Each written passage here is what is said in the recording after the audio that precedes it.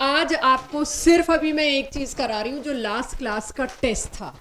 DPP के कितने question आपको कौन कौन से करने हैं, जो लास्ट डीपीपी थी, नंबर मुझे याद नहीं, 9 8 वटेवर, वो भी मैं आपको बता के भेजूंगी। आपको सिर्फ वो करके आने, उसके अलावा जितने भी बचेंगे क्वेश्चन नेक्स्ट क्लास उसको हम करवाएंगे पहले, उसके बाद आप उन क्वेश्चंस को कर सकते हैं, अदरवाइज डोंट अटेम्प्ट। ठीक है, वो भी मैं नंबर आपको दूंगी कौन कौन से। लास्ट क्लास में सीपीसीवी को लेके कुछ चीज़ें चल रही थी और उसके टेस्ट को डिस्कस करते ही आपको थोड़ा कॉन्फिडेंस आ जाएगा कि क्वेश्चन कैसे करने थे। बिफोर दैट, अगर कोई भी आपको एक मिक्सचर गैसेस का दिया जाए जिसमें थोड़ी मोनोएटॉमिक गैस है, थोड़ी डायटॉमिक गैस है, what happens to their CP and CV. मुझे सीपी और सीवी रटा दी गई थी वैल्यूज, मोनोएटॉमिक के लिए 1.6, डायटॉमिक के लिए 1.4, ट्राइएटॉमिक के लिए भी थी, आई नो, मैं भी उसमें नहीं जा रही। हमें यह पता है अगर आपने दो गैसेस मिक्स करी, एक मोनोएटॉमिक एक डायटॉमिक, तो उसका पॉइजन्स रेशो क्या होगा। पहले आप सीवी एवरेज निकालोगे, फिर आप सीपी एवरेज निकालोगे और उसके बाद आप रेशो निकालोगे। Average is in terms of mole, क्योंकि सीपीसीवी को लेके जितनी भी हम बात कर रहे हैं ना बच्चों, वो एक मोल के लिए बात हो रही है। आई होप यू रिमेंबर सीपीसीवी का जो लास्ट क्लास में जो भी ये पॉइजन्स रेशियो चला है, हम 1 मोल के लिए बात कर रहे हैं। सो अब यही बात यहाँ बताई गई है कि आपको उसका एवरेज लेना है। पहले आप एवरेज सीवी निकालोगे, एवरेज सीपी निकालोगे, फिर उसका रेशो दोगे, वही आपका एवरेज रेशो होगा। ये तो थ्योरी हुई है, कोई ऐसी बात नहीं बता रही मैं जो आपको पता नहीं है। ये बहुत बेसिक है। बस तेजस और अविचल या साथ ना बैठिए, इसीलिए मेरे को दिक्कत होती है जब आप लोग साथ बैठते हैं। अगर आपको एक मोल आइडियल मोनो एटॉमिक गैस और एक ही मोल आइडियल डाई एटॉमिक गैस दे दी, मोनो भी एक तो इक्विमोलर दे दिया, तो कई बार मैं इक्विमोलर बोल दूं, कई बार दोनों का एक एक मोल बोल दूं, बात एक ही होगी। आप उसका सीवी निकालिए। अब सीवी जो निकाल लेगा वो सीपी भी निकाल लेगा, रेशो भी निकाल लेगा। तो क्या है, जस्ट टू शो यू, ये कोई ऐसी चीज़ नहीं है जो मैं बहुत तूफानी चीज़ बता रही हूँ। आज तूफानी चीज़ करवा भी नहीं सकती, टेस्ट दिया आपने। CV is 3/2R, right. किसका, मोनोटॉमिक का और डायटॉमिक का क्या लिखा हुआ है, दोनों को मैंने ऐड किया। बस काम सारा बच्चों ने यहाँ खराब करना है, टोटल मोल से डिवाइड करना है, 2 मोल्स, राइट। अब इक्विमोलर है तो 2 मोल्स है, दोनों के 1 1 मोल है तो 2 मोल्स है। इस पे डीपीपी में 3 क्वेश्चन, 3 या 2 क्वेश्चन है, क्योंकि इस पे क्या ही दोगी, वो आप खुद करेंगे। आपको एवरेज निकालना आता है तो एवरेज सीपी निकालना आता है, एवरेज सीवी निकालना आता है और उसका फिर रेशो निकालना आता है। लेट्स अज्यूम दिस कि ये हमको आता है। अब जिसके लिए आज की क्लास थी, हीट कैपेसिटी का थोड़ा सा और कॉन्फिडेंस मेरे को अगर आपको देना है, क्लास टेस्ट डिस्कस करना है, उससे पहले ये क्लास में हो चुका था, आपको जस्ट दिखा रही हूँ क्योंकि अभी आप टेस्ट से निकले हो। ये चीज़ क्लास में हो चुकी थी लास्ट क्लास में, हीट इन्वॉल्व कैसे निकाला जाता है, लेकिन इसका यूज केस जो है, इसका कॉन्फिडेंस जो है वो नहीं आया था और वो टेस्ट में झलक भी गया। इरादा भी यही था कि 7 या 6 क्वेश्चन के टेस्ट में कौन 4 में घुस भी पाया, that's big deal for me. 2 या 3 करेक्ट हुए होंगे, कौन से 2 मैंने एक्सपेक्ट किए थे सबसे करेक्ट हुए होंगे वो भी डिस्कस करूंगी। तो सबको ये याद है, नहीं भी याद तो एक क्वेश्चन के थ्रू अब मैं आपको याद दिलाना चाहूंगी। सबसे पहला क्वेश्चन, आपको क्लास टेस्ट उठाने की भी जरूरत नहीं, मैंने मैक्सिमम क्वेश्चन लिख दी। लास्ट क्लास का सबसे पहला टेस्ट का सबसे पहला क्वेश्चन, उससे पहले एक बार फिर बता दूं, heat involve in any process is, कितने ग्राम ली गई थी वो चीज, नंबर ऑफ मोल्स या मास m इनटू स्पेसिफिक हीट। अब स्पेसिफिक हीट बोला मैंने, मोलर हीट नहीं बोला था। स्पेसिफिक हीट क्या थी, 1 ग्राम का, और अगर आपने क्वेश्चन में 4 ग्राम लिया है तो 1 ग्राम की specific heat multiplied by mass, MCT। ये फेमस है, इस वर्ड को, इस लाइन को बोलने में मेरे को पूरा इंतजार करना पड़ता है कब थर्मो खत्म पे आएगा और मैं Q इक्वल्स टू MCT बोल पाऊंगी क्लास में। अब तक नहीं बोल पा रही थी, अब आया। Q in any process, be it capital Q small q, उसके चक्कर में मत पड़ना।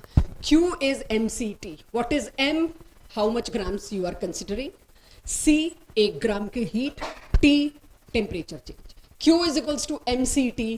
अब आपको आज से फ्लुएंट होना चाहिए। अगर इतने वॉल्यूम किसी एक अननोन गैस का एट STP, मोल्स आ गए, STP पे ही आ गया तो मोल्स आ गए, क्योंकि 22.4 लीटर का 1 मोल तो 5.6 का 1/4 है, ये दिख ही रहा है। 22/4 और 5.6 में अगर डिवाइड करेंगे तो 4 आएगा, बट एनीवेज इतने जूल उसको हीट लगी उस गैस का 10 डिग्री बढ़ाने में।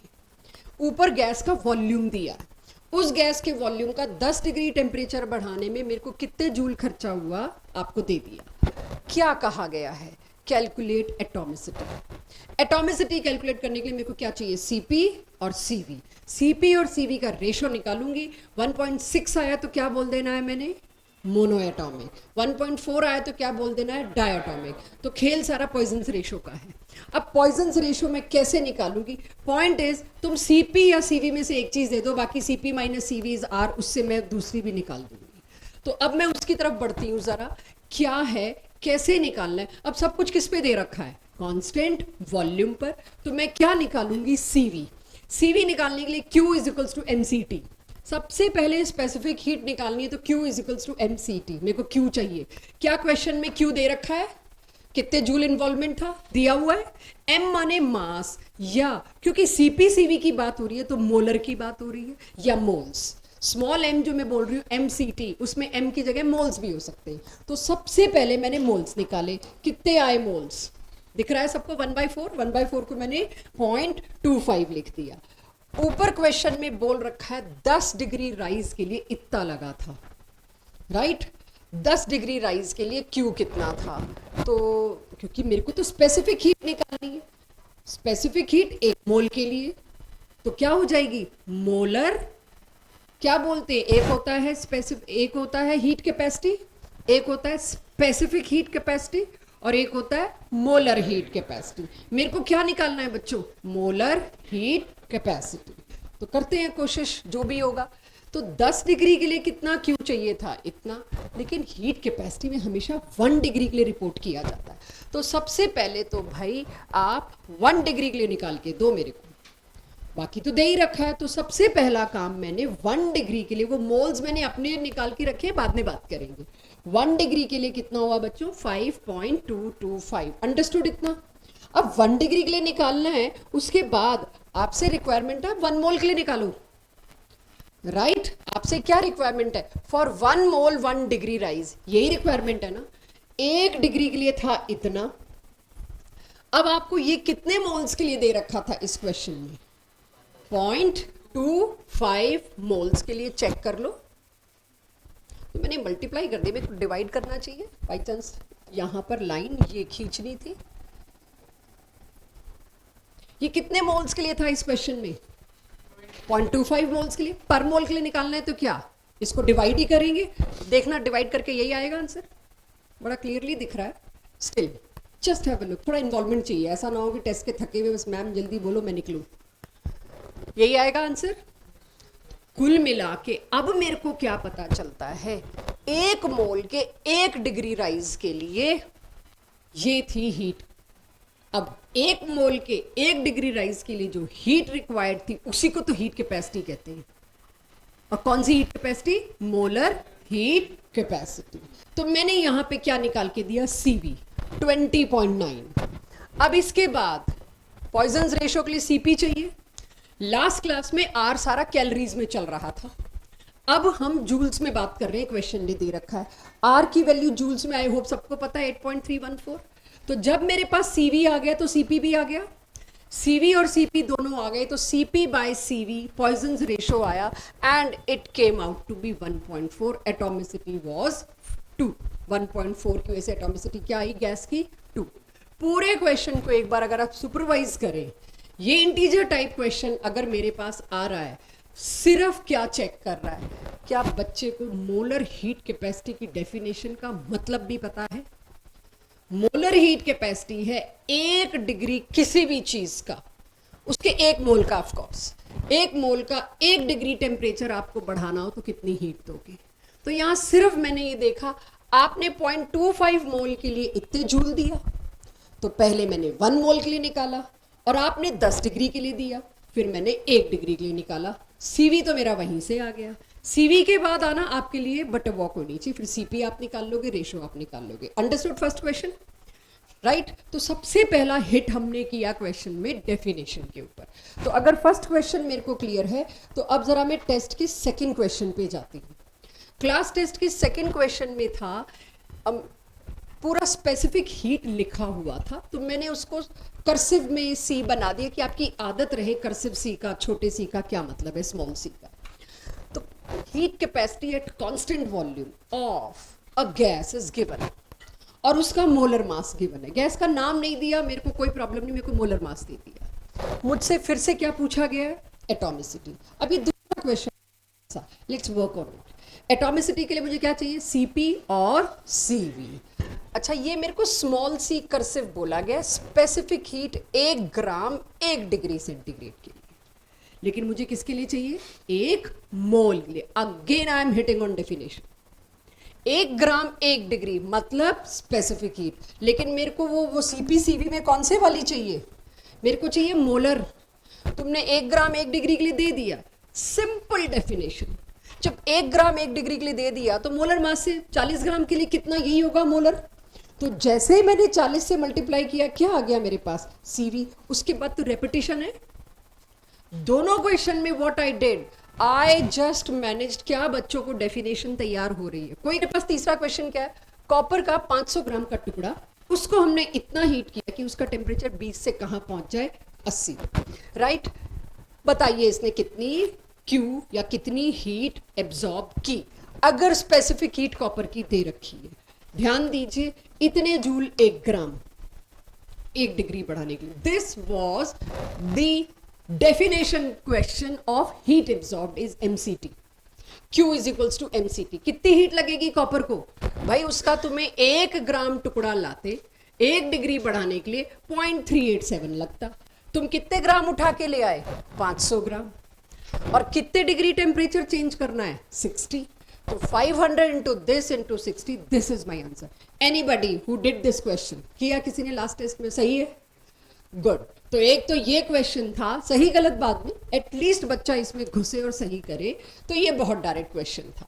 तो यहां तक आपको, ये आपका स्कूल पेपर है। इफ स्कूल और subjective test ask, they ask this question. वो एल्यूमिनियम कॉपर यही फेमस है स्कूल एग्जाम में, अगर ये आ जाए तो, और आता भी है।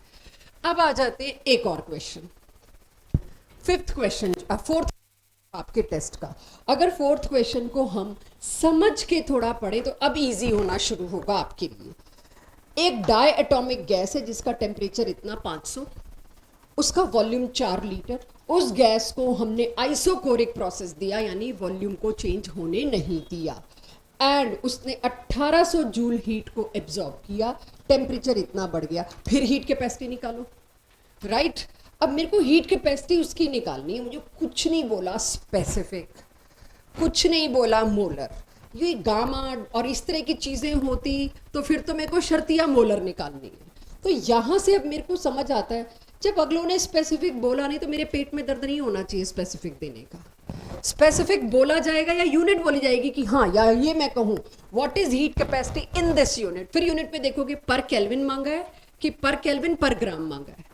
जब तक मांगेंगे नहीं, कूदने की जरूरत नहीं, क्योंकि heat capacity is a term, specific heat capacity is different term and molar heat capacity is altogether different term. तो अगर heat capacity दिया, please respect the question. तो ये किसी ने किया था अटेम्प्ट और सही हुआ है किसी का? अभी देखा नहीं हमने, बट एनीवेज चलिए, किया था तो डन। अब यहाँ पे मैंने m हटा दिया, Q इक्वल्स टू mct से m हटा दिया। क्यों भाई? तुम मेरे से अभी क्या मांग रहे हो? तुम मेरे से हीट कैपेसिटी मांग रहे हो।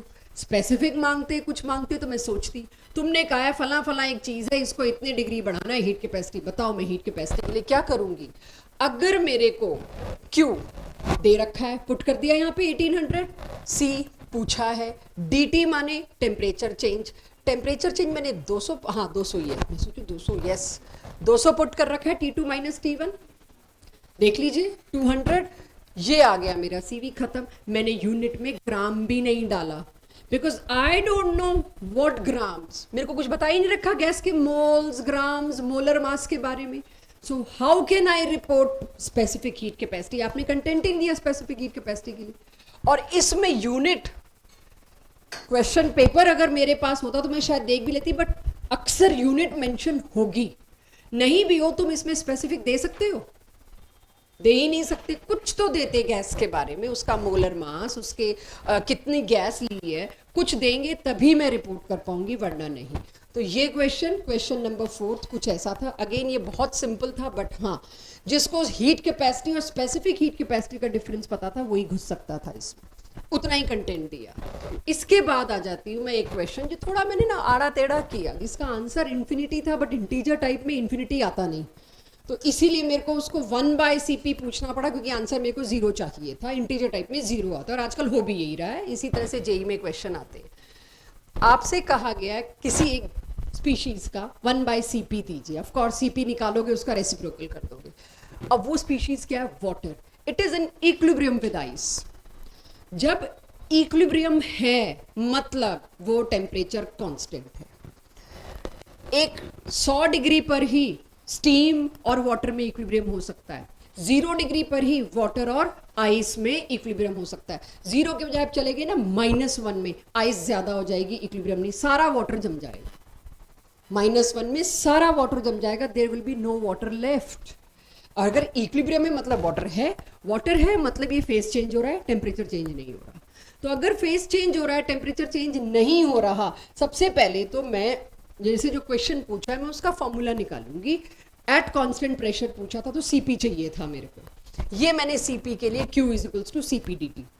कोई स्पेसिफिक की डिमांड नहीं, कोई मास नहीं, इसीलिए मेरे पास ऑप्शन ही नहीं है, मेरे को CP/dt यूज करना पड़ेगा। तुम दो थोड़ा सा मास, मोलर मास, तो मैं कुछ आगे बढ़ूं, MCT करूं। इससे CP क्या आया देश, क्योंकि फेज चेंज इक्विलिब्रियम चैप्टर जब अगले चैप्टर्स में आप आएंगे उसमें सबसे पहली शर्त होगी equilibrium exist at constant temperature. If you increase decrease equilibrium will be destroyed, there is no more equilibrium. तो जब टेम्परेचर ही नहीं चेंज हो रहा तो CP की वैल्यू क्या आएगी? इन्फिनिटी। लेकिन मेरे को उसका रेसिप्रोकल करना था, क्योंकि मैं इन्फिनिटी आपसे ला नहीं सकती थी, तो CP की वैल्यू क्या आएगी? 0। तो ये था मेरा एक कॉन्सेप्चुअल क्वेश्चन उस वक्त, जो कि मैंने कोशिश की क्लास में हिंट डालने की कि आइस और वाटर जब कोई भी फेज चेंज है उस वक्त टेम्परेचर चेंज नहीं होता। अब आप सोच के देखो, जब हम एंट्रोपी डिसऑर्डर कर रहे थे तब भी ये बात कर रहे थे, फेज चेंज में बच्चों टेम्परेचर चेंज नहीं है, इसीलिए तुम ΔS का फॉर्मूला ΔH/T लगाते हो, और जब फेज चेंज नहीं है तब तुम T2/T1 लगाते हो। तो यही 6 क्वेश्चन पे आऊं, एक बार डायग्राम देख लो आप। 6 क्वेश्चन में A B C 3 आपको स्टेट्स दी और आपको कहा गया एक साइड ग्राफ में वॉल्यूम और एक साइड प्रेशर वॉल्यूम था। वर्क डन पूछने का इरादा नहीं था, वरना मैं वर्क डन भी पूछ लेती। अब यही क्वेश्चन अगर जे एडवांस में आता है, हम जे एडवांस के क्वेश्चन आपको कैसे देते हैं, हम उसको 4 टुकड़ों में बांट के देते हैं, क्योंकि जे एडवांस का क्वेश्चन 4 ऑप्शन माने 4 अलग टॉपिक और 4 अलग क्वेश्चन। सेम ये ट्राइंगल मैं आपसे बनवा चुकी हूँ वर्क डन में, वहां पे 4 ऑप्शन होंगे, इनमें से कितनी करेक्ट है? एक वर्क डन को लेके होगी, एक शायद इंटरनल एनर्जी को लेके होगी, और एक हीट कैपेसिटी Q को लेके होगी, नॉट हीट कैपेसिटी Q को लेके होगी। तो एक भी टॉपिक नहीं आता तो एडवांस का क्वेश्चन आप अटेम्प्ट नहीं कर पाते। This is the beauty of the question, तभी 18 क्वेश्चन देते हैं। सो अब आपके पास यहां पर क्या पूछा गया था? सम ऑफ हीट चेंज, यानी Q चाहिए मेरे को A से B और C से A प्रोसेसेस में, दोनों को ऐड करो। जब तुम दोनों को ऐड करोगे आंसर आएगा R की टर्म्स में, Q × R। मुझे Q दे दो, R की टर्म्स में चलना है, ये तो हिंट मिल गई है, R डालना नहीं है मेरे को वैल्यू। तो अब अगर ये R की टर्म्स में चलना है तो चेक, सबसे पहले मैं किसका कर रही हूँ? A से B, A से B। अगर मैंने A से B देखा है तो आइसोकोरिक है। आइसोकोरिक का मतलब क्या है बच्चों? Constant volume. कांस्टेंट वॉल्यूम है और टेम्परेचर 300 से कहाँ जा रहा है इसके अंदर? 600। ध्यान दीजिएगा, MCT, राइट। अब क्वेश्चन में मेरे को 2 मोल्स दे रखा है, तो M की जगह मैंने क्या कर दिया? N, बिकॉज मोलर के बारे में बात हो रही है पक्का, तो मैंने यहां पर 2 लिख दिया, number of moles. C, question में डायटोमिक बोला हुआ है या मोनोएटॉमिक? क्या बोला हुआ है क्वेश्चन के अंदर? मोनोएटॉमिक। तो मोनोएटॉमिक के लिए C, कांस्टेंट वॉल्यूम, मतलब कौन सा C हो गया? CV। CV क्या होगा? जैसे मेरे को C की वैल्यू पुट करनी पड़ी, मैं 5/2 पुट करूँ कि 3/2, मेरे को सोचना पड़ा यार CV है कि CP है। Then I check the question, constant volume है, CV है। CV है तो वैल्यू क्या पुट की होगी मैंने यहाँ? 3/2 R। DT कितना है? +400। इस क्वेश्चन की सबसे बड़ी ब्यूटी जो है वो ये है, आप ΔT का करते करते बड़ी आसानी से साइन मेंशन करना तो नहीं भूल गए, और अब तक भूल जाते हैं भाई 20 से 40 जा रहा है 20 डिग्री, 40 से 80 जा रहा है 40 डिग्री, हम यूं कर रहे हैं टेम्परेचर बढ़ाना घटाना, हम माइनस साइन कहीं भूल ना जाए उसके लिए। तो प्लस 400 कुल मिला के कितना आया 1200 आर। तो इस पूरे में A टू B में 1200 आर आया। जरा C टू A में देखिए, C to A constant pressure पे है, मतलब क्या निकालना पड़ेगा QP। QP निकालने के लिए अगेन NCT, ठीक है, Q जो भी निकाल रहे हो आप MCT या NCT चलना है। तो Q निकालने के लिए इसमें फिर मेरे पास वही बात NCP dt, N2 है, CP इसी गैस के लिए 5/2 R होगा, dt टेम्परेचर घटा है आपके। अगर आप ग्राफ देखें 400 से किस पे गया है 200 पे, final minus initial 200 minus 400 answer क्या आएगा -200। और जब मैं यहां पर -200 लिखूंगी तब मेरा आंसर आएगा -1000 एंड टोटल आ जाएगी 200 आर। अगर मैंने dt जल्दबाजी में 200 कर दिया होता तो मेरा आंसर क्या आना था, यहां पे माइनस तो नहीं आता प्लस आता, और उधर आप 2200 दे रहे होते और आंसर क्या है आपका 200। ये इंटीजर टाइप के क्वेश्चंस हैं। That is the reason I kept it integer type, क्योंकि आ ही इंटीजर टाइप रहा है इसमें। Understood this? तो ये 6 क्वेश्चन था, अब दोनों को ऐड किया आपने, उसके बाद क्या ही बचता है, आपने दोनों प्रोसेस का किया, ऐड किया, आपका आंसर क्या हो गया 200। तो कुल मिला के शायद 7 क्वेश्चंस थे इफ आई रिमेंबर, या 6 थे, 7 मैंने उम्मीद की थी सारी क्लास दे देगी। आई डोंट नो कर पाए कि नहीं कर पाए, पहुंच पाए कि नहीं। तो पहले तो क्वेश्चन पढ़ लेते हैं बच्चों, क्योंकि उससे पहले 6 क्वेश्चन में आप धाराशायी हो जाते हैं, अक्सर यही होगा। आज की डीपीपी का सबसे डूएबल क्वेश्चन, आज मतलब जो मिली हुई है सबसे आखिरी है 37th, ऐसा ही है बिल्कुल, कि हमें पता है टेस्ट पेपर में ऑब्जेक्टिव में आखिरी तक बच्चा नहीं पहुंचता है तो एग्जॉस्ट हो लेता है, दुखी हो लेता है। तो अगर मुझे एक स्ट्रांग माइंडेड पर्सन चाहिए अपने एक कॉलेज के लिए या अपने किसी इंस्टीट्यूशन के लिए, हम पहले 3 क्वेश्चन डिफिकल्ट डालेंगे, लड्डू लास्ट में होगा। कि जो इस पहले 3 के बाद थक गया या मेंटली पैनिक कर गया वो लास्ट तक नहीं पहुंचेगा, या तब तक गिव अप आ गया होगा, उसका मेरे से नहीं हो रहा। This is what we try to do in our objective test. This is what we try to do in our DPP. जो 37th क्वेश्चन लास्ट डाला है मैंने DPP में, सबसे आसान है और ये इस कैटेगरी का है। तो आप सिलेक्ट करके कुछ क्वेश्चन करेंगे जो मैं बताऊंगी, पढ़िए इस क्वेश्चन को। 1.22 ग्राम ऑफ बेंज, और ये NCERT लेवल का क्वेश्चन है, ये कुछ स्कूल पेपर्स में कुछ साल पहले देखा गया है, लास्ट ईयर जेई की शिफ्ट का है, ये लास्ट ईयर का क्वेश्चन है। तो 1.22 gram of benzoic acid is burn, इसमें वो सारे क्वेश्चन है जो पिछले डीपीपीज में छुड़वा के आ रही हूँ हीट कैपेसिटी के, तो उन डीपीपीज में 4, 5 में आपको दोबारा जाने की जरूरत नहीं है, 3, 4, 5 वो सारे रिपीट मैंने इस पर रीटाइप कर दिए हैं और वो आपको मिल रहे हैं। 1.22 gram of benzoic acid is burn in bomb calorimeter. Bomb calorimeter देखते ही QV या CV मेरे दिमाग में आना चाहिए बस, और बेंजीन कितना, इतना, जरूरत पड़ी तो 1 मोल का निकाल लूंगी, बेंजोइक एसिड का 1 मोल का मास मेरे को पता है, इतने टेम्परेचर पे लिबरेटेड हीट Q जो थी, वो लिबरेटेड हीट ने 10 किलोग्राम वाटर का टेम्परेचर बढ़ाया 0.75 डिग्री सेंटीग्रेड। अगली क्लास में मैं बॉम्ब कैलोरीमीटर डायग्राम के साथ समझाऊंगी, कितना पढ़ लिया आपने, एक्चुअली में उसमें क्या होता है अब समझाऊंगी डायग्राम के साथ। तो अब अगर आप देखें उस छोटे से कप में मैंने 1.22 ग्राम बेंजोइक एसिड बर्न किया, कंबस्ट किया थर्मली इंसुलेटेड वॉल्स के, छोड़ दो जहां भी हो, थर्मली को जलाया, उससे कुछ हीट निकली, कंबशन है। कंबशन इस छोटे से कप के चारों तरफ वाटर जैकेट है, पानी है जो 25 डिग्री पे है। इस कप से निकली हुई हीट किस पे गई, पानी पे। आपको ये बताया जा रहा है कि एक्चुअली एंथैल्पी ऑफ कंबशन निकालते कैसे होंगे, पता है कैसे चलती होगी।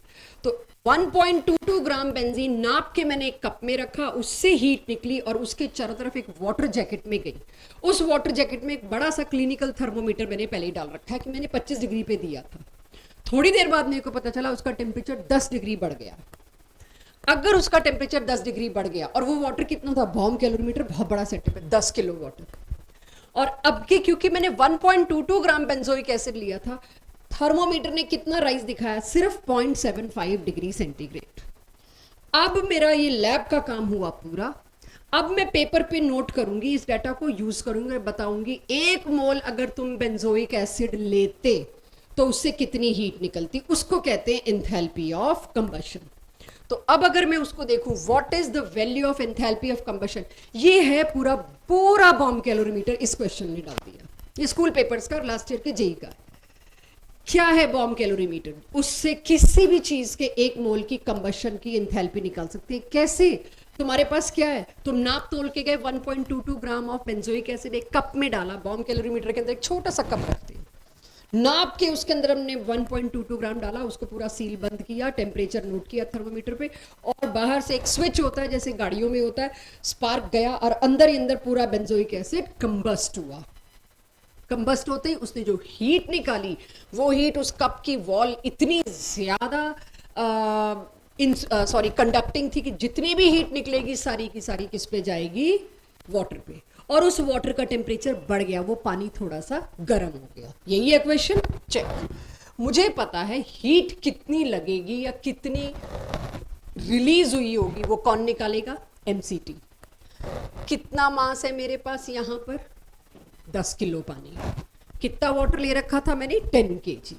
सी कितना है मेरे पास, अगर कोई मेरे से पूछे if I am discussing in calories, question में सी नहीं दिया, फंस गए हम, इसीलिए जेई का है। भाई तुम्हें पता है सी कैलोरीज में 1 होता है, तुम्हें मैंने पहले ही दिन बोल दिया था कि स्पेसिफिक हीट ऑफ वाटर याद करनी पड़ेगी, और मैंने ली कैलोरीज में कितनी, 1। अब इसमें अगर आप देखें डेल्टा टी कितना है, ये 10 की पावर 3 क्यों लिया है मैंने, हम ग्राम्स में बात कर रहे हैं, हम किलोग्राम्स में नहीं बात कर रहे, ठीक है। पता नहीं जूल क्यों लिख दिया, आई एम सॉरी।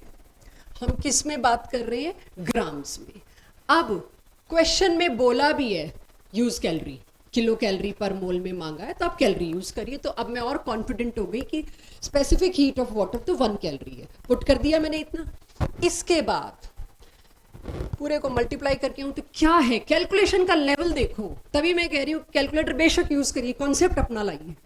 आप देखिए इस कैलकुलेशन में क्या बचा मेरे पास, इतने कैलोरीज आ गई, यानी आज मैं यहां बैठे बैठे कह सकती हूँ बॉम्ब कैलोरीमीटर में आपने 1.22 ग्राम से इतनी कैलोरी निकाली, 1 ग्राम से कितनी निकाली होगी, डिवाइड बाय 1.22, और 1 मोल माने 122। अगलों को पता है कैलकुलेशन नहीं देनी, तो 122 को 1.22 से डिवाइड करवा रहे हैं कि आपको कैलकुलेटर्स की जरूरत नहीं पड़नी चाहिए। सो इसके किया तो आंसर कितना आया, 750 kilo calorie, that's my answer.